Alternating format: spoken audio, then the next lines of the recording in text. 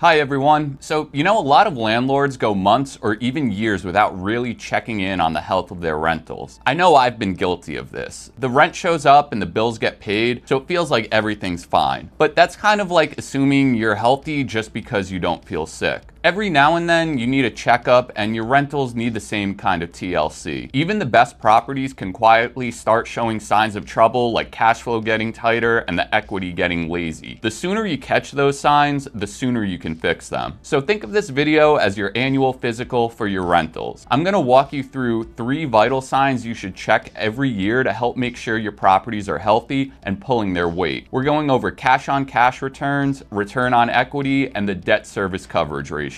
Each one tells you something different about your property's health, and by the end of this video, you'll know how to measure all 3, what good and bad readings look like, and what to do if something's off. Let's start with the cash on cash return. This metric tells you how much cash flow your property produces each year compared to how much cash you actually invested into the deal. It's a pretty quick back of the napkin calculation that tells you if A, the property cash flows, and B, if the profit you're making on the property is actually worth the investment. The formula for this is simple. It's annual cash flow divided by the initial cash you put in. Say you bought a rental for $300,000 by only putting $50,000 down. And after all your expenses like maintenance, mortgage payments, and setting aside cash in reserve for major capital expenditures, which isn't really an expense, but I still count that because you don't want to be caught off guard by a $15,000 roof replacement. So let's say you're left with $5,000 in cash flow that you can put into your pocket at the end of the year. That's a 10% cash on cash return on your $50,000 investment. This metric tells you how strong and how steady your property's performance is right now. If that number starts dropping or becomes negative, it's a sign something's changing under the surface. Maybe your property taxes went up, maybe maintenance costs are creeping higher, or maybe rents haven't kept pace with inflation. So there's no correct number for what a good cash on cash return is. It really depends on you and your needs. But generally, you'd want to be getting more than the interest rate on US Treasuries, which at the time of this recording, you can get around 4.5% on longer term Treasuries. The reason why a lot of people use this metric is because US Treasuries are risk-free. The US government can and historically has printed money to cover its obligations. So if you can get a higher cash on cash return investing in Treasuries that's more passive and less risky than real estate, then that deal starts to look less attractive, especially if cash flow is your main objective. As for how to fix a decreasing cash on cash return or negative one, you really need to identify what is causing the issue. If you bought the property and the cash on cash was good but has decreased over time, that can mean higher vacancy rates, higher maintenance expenses, or maybe your property taxes and insurance rates have skyrocketed. Once the issue is identified, you can take steps to resolve it by shopping around for insurance or using higher quality materials when doing repairs, which may cost more upfront but typically saves you way more over the long term. For example, switching out carpeting for vinyl plank. And the resolution may just be selling the property and moving the funds into a better performing rental if there's no way to fix that cash flow leak. So if your property taxes have gone up, you can try to fight the tax increase, but most of the time you can't fight City Hall. Next up, return on equity or ROE. Over time, your loan balance goes down and the property's value goes up, or at least hopefully it does. That means your equity grows. Sounds great, right? But here's the problem. The more equity you build, the lower your return on that equity tends to get. Here's a simple example. Let's say you bought a property for $300,000 and put $60,000 down. $60,000 is your starting equity. Fast forward 5 years, and on January 1st, the property is worth $360,000. During those 5 years, you've also paid down around $20,000 of the mortgage if you're using a 30-year mortgage. That means your total equity today is $60,000 from appreciation plus $20,000 from loan paydown plus your original $60,000 down payment. Altogether, that's $140,000 in equity. Now let's look at what the property earned for the year. On December 31st, you tally everything up and it produced $6,000 in cash flow after all expenses. You also paid down about $4,000 in loan principal for the year. And if the property appreciated by around $12,000 for the year, that's a total annual gain of $22,000. $6,000 from cash flow, $4,000 from debt paydown, and $12,000 from appreciation. And I just want to want to point out that for the year you're running the numbers for, the debt paydown and appreciation from that year only is considered part of your return for this calculation, instead of part of your equity. I hope I didn't just confuse anyone. If I did, just rewatch this part and it will start to make sense, at least hopefully.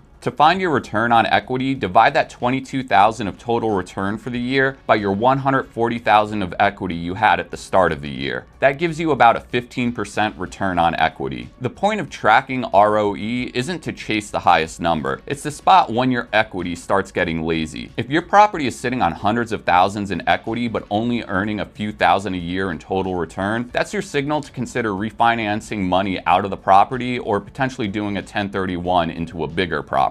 Generally, if your ROE drops below 10%, then that can be a warning sign because that means your rental is generating a return that's in line with the stock market average. So this is another case of if you can get an equal or better return that's more passive elsewhere, then you might want to do something about it. Of course, if you're nearing retirement or trying to deleverage your rental portfolio, then having stock market beating returns may not be the goal for your rentals. Your minimum acceptable return on equity will be different depending on where you are in life and your risk tolerance. Now let's talk about DSCR, the debt service coverage ratio. DSCR simply tells you whether the income from your property comfortably covers the debt payments. The formula is net operating income divided by annual debt service. So before we plug in the numbers, let's talk about what net operating income or NOI actually means. NOI is the amount of money your property makes before paying the mortgage. It's your total rent collected minus all the normal operating expenses, things like property taxes, insurance, maintenance, management fees, and utilities if you cover them. What's left over is your NOI. Now, it's important to note that NOI doesn't take into account capital expenditures like a roof replacement or new HVAC system. But the fact of the matter is, these are expenses you have to set money aside for, and not taking them into account can make for a nasty surprise. So when I run a DSCR on my property, I include money that has to be set aside for capital expenditures as an expense, since one day it will be. Looking at an example, let's say you tally up your income and expenses, not including the mortgage, and the property brings in $18,000 in net operating income for the year, and your total mortgage payments, principal and interest add up to $15,000. When you divide the $18,000 by $15,000, you get a DSCR of 1.2. That means the property earns 20% more than it needs to make the loan payments. And this is important because while you can sometimes defer maintenance expenses, which usually isn't the best idea, you cannot defer paying your mortgage without potentially incurring harsh penalties. If the DSCR starts creeping down toward 1.0, it means your property is barely breaking even. And below that, you're taking money out of your pocket to keep it going because it's not earning enough to pay the debt after expenses. If the DSCR is trending downwards, you may need to analyze the market rents to see if your property is in line with the norm, or another option is to cut expenses by performing preventative maintenance and not using cheap materials, just like what we went over with the cash-on-cash return. Another option is to adjust the financing of the property by refinancing into a longer-term loan or a lower rate. And of course, if what you have is just a bad deal, you may want to cut your losses and sell before things get worse. Monitoring DSCR each year helps you spot stress before it becomes a real problem. Things like rising expenses, interest rate changes with adjustable rates, or slower rent growth can all affect that ratio. So now that we've checked all three vital signs, let's recap. Cash-on-cash return tells you how much your initial investment is producing in pure cash flow today. Return on equity shows you how efficiently your accumulated equity is working for you and whether it's time to refinance or 1031. And DSCR measures your property's ability to cover its debt comfortably. Just like your doctor doesn't look at one number in isolation, you shouldn't either. A property might have great cash-on-cash, but just an okay ROE, or a solid DSCR but lazy equity. You want all three vital signs to be in a healthy range for where you're at in life. When you check these numbers each year, you'll start to notice patterns. You'll know which properties are thriving and which ones need attention. That's how you keep your portfolio alive and growing instead of coasting along until something breaks. So here's your assignment. Pull up your numbers, calculate your cash-on-cash return, your ROE, and your DSCR for each property. Compare them to last year. If anything's trending down, treat it like a doctor would. Run a few more tests and figure out why. Healthy portfolios don't happen happen by accident. They're maintained, monitored, and adjusted over time. So if you found this video helpful, don't forget to subscribe for more real estate focused financial planning content. And if you leave any questions down below in the comments, I'll be sure to answer. Well, thanks for watching, and I'll see you next time.